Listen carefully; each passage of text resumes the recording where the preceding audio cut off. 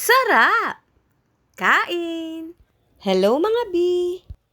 For today's video, ako po ay magluluto ng sinigang na salmon belly.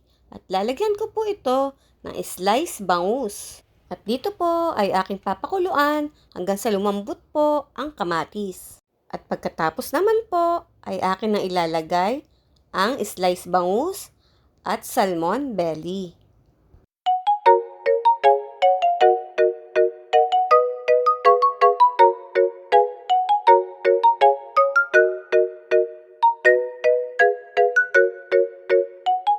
At dito po pala ay lalagyan ko ng pinagkatasan ng bagoong. Hindi nga po pala kami dito naglalagay ng patis dahil ang bagoong ay maalat na at malasa. At akin na pong ilalagay ang gulay na sili, labanus, at kangkong.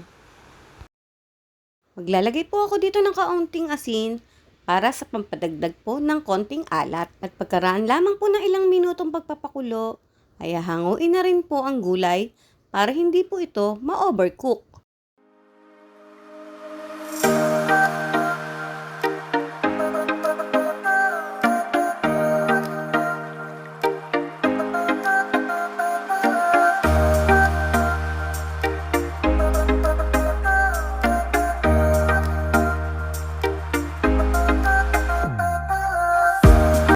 Pagkatapos po ay lalagay na rin po ang pinagkatasan ng sampalok.